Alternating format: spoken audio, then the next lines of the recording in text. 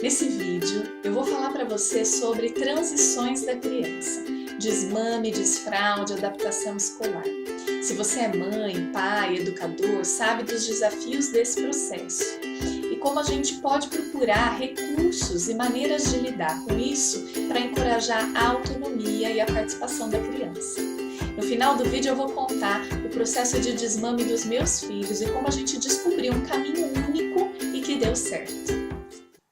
E para saber mais sobre desfraude e adaptação escolar, você pode ver os dois vídeos que a gente já conversou sobre isso. Autonomia é a palavra-chave. Autonomia é o processo de desenvolvimento em que a gente é capaz de cuidar da gente mesmo em consonância com as relações externas. Quando a gente desenvolve um processo de transição, seja de desfraude, de desmame, de regulação de sono, usando técnicas que regulam externamente esse processo da criança, a gente tira dela a possibilidade de reconhecer nela mesma, no seu corpo, o que está acontecendo. Então ela vai estar sempre regida por um fator fora dela. Eu vou no banheiro porque está na hora e vou perdendo a conexão com essa sensação interna de eu quero ir no banheiro. Uma hora ela vai conquistar isso. Mas ao longo da vida vai fazer falta, como faz pra gente, saber do que me movimenta e para onde eu preciso ir. Então, quando a gente investe num processo de transição com autonomia, a gente deixa de usar técnicas que talvez fossem até mais rápidas, mas a gente está investindo num desenvolvimento mais global. A comunicação é um fator essencial nesse processo. Nós vamos sempre conversar com a criança e participá-la do que está acontecendo em todos os momentos. Ela vai iniciar um processo de adaptação numa escola ou num espaço diferente do que ela está acostumada, nós vamos informá-la. Ela está crescendo e ela vai começar o processo de desmame, vai transformar a relação dela com a mãe, ela vai ser informada, assim como no desfraude. A gente vai dizer, você está crescendo, logo, logo, você não vai mais usar fralda, você vai estar pronta para ir no banheiro sozinha. Logo, você não vai mais mamar, porque agora você já come outros alimentos, porque você já faz outras coisas junto com a mamãe, que não seja só mamar. Então a gente vai dizendo para a criança de maneira clara, não precisa fazer uma dissertação, mas a gente não omite nenhuma informação. Você está se preparando para isso.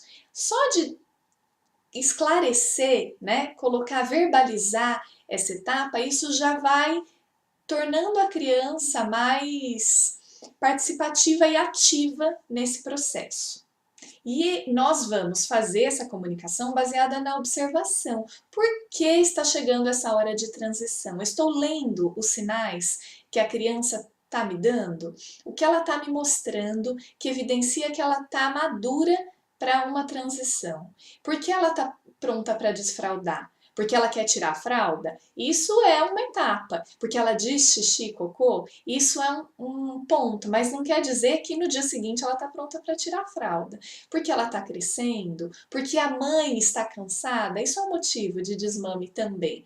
E a gente vai trabalhar com eles e observar os sinais da criança e dos seus cuidadores para fazer um processo que considere as necessidades e o momento que cada um está. Como pais e educadores, a nossa participação é imprescindível nesse processo.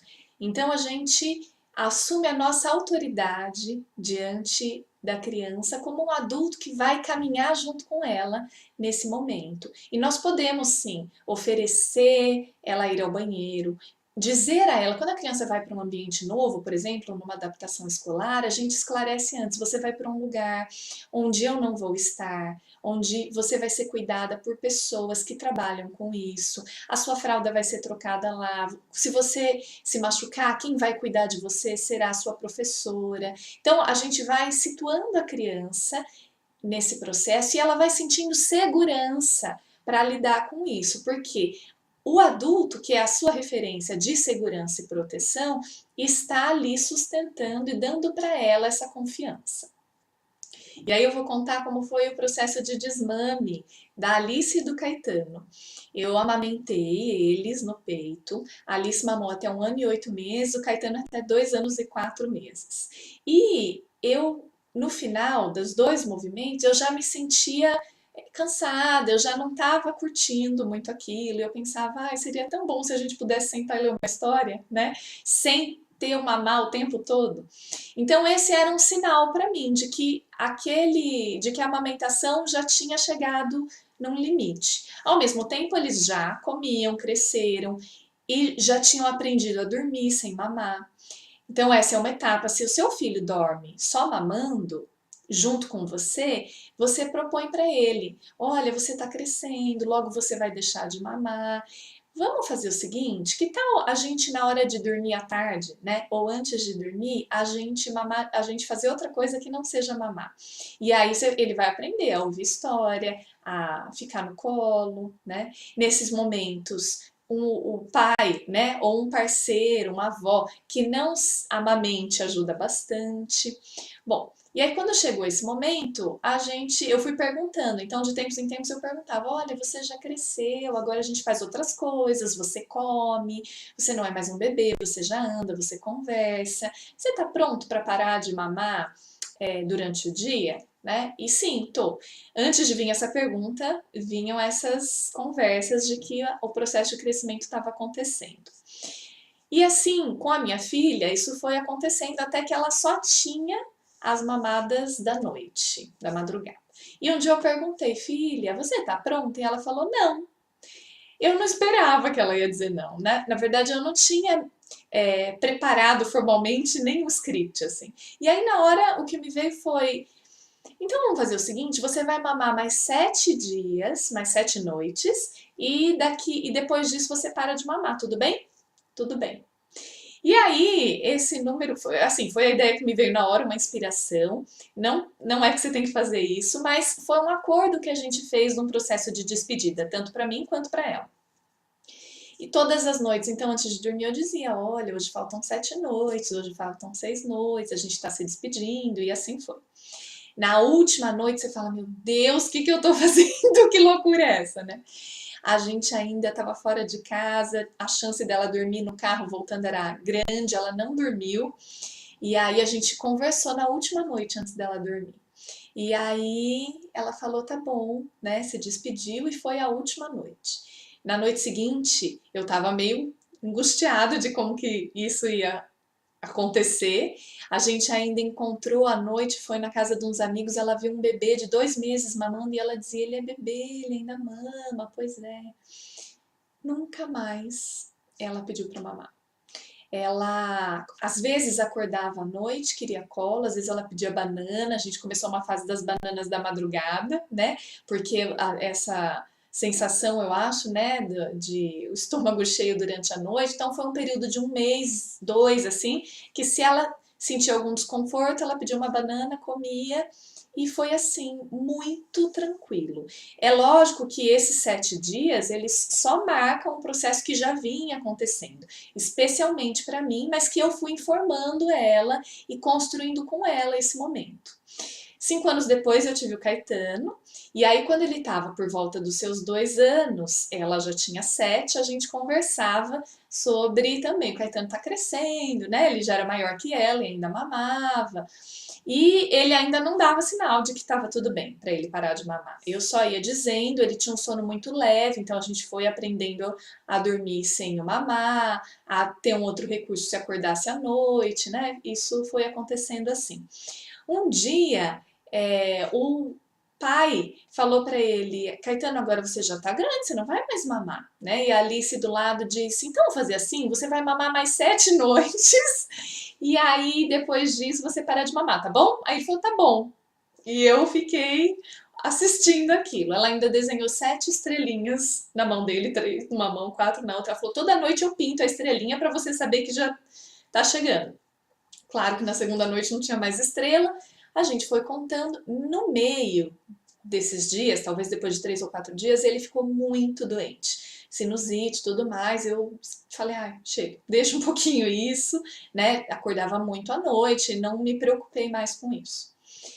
E, e aí aconteceu que eu tinha uma viagem marcada, ele ia junto, eu ia para um curso, e a gente não ia mais, porque ele não tinha melhorado, a minha mãe ia junto, não tinha melhorado também, enfim, eu estava muito chateada. E aí eu pensei, poxa, por que eu não vou sem ele, né? E perguntei para ele, filho, eu preciso viajar para fazer um curso. E aí ele já respondeu, e você, eu vou ficar com a vovó? Eu falei, você vai, você fica? Ah, eu fico. E aí a gente vai precisar parar de mamar, porque é de noite, você não vai estar, eu ia ficar 3 dias fora, tá bom.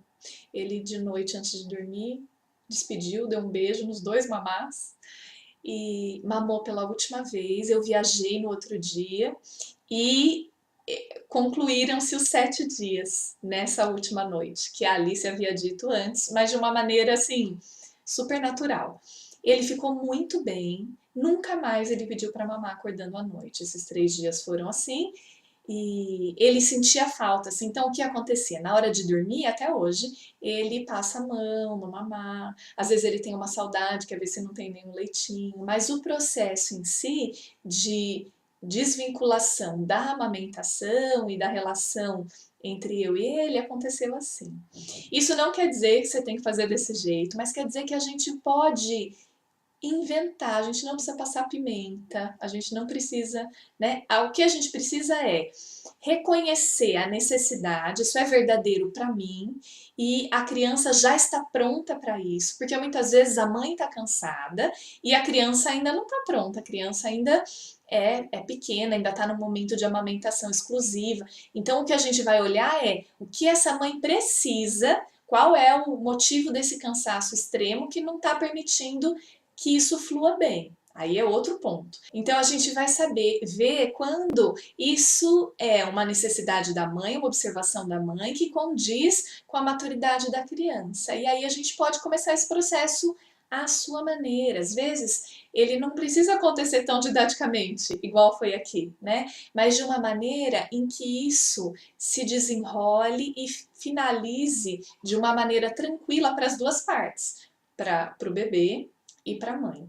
E a qualquer tempo isso também pode acontecer, né? Então a gente vai reconhecendo que o processo de crescimento ele é uma parceria, a criança precisa do seu adulto, né, do seu cuidador, acompanhando ela nesse processo, ela tem que ter essa referência, essa confiança, essa proteção, e ao mesmo tempo ela pode assumir parte nisso, porque vai fazer diferença na relação dela com ela mesma, com a vida e com todas as mudanças que ela ainda vai enfrentar.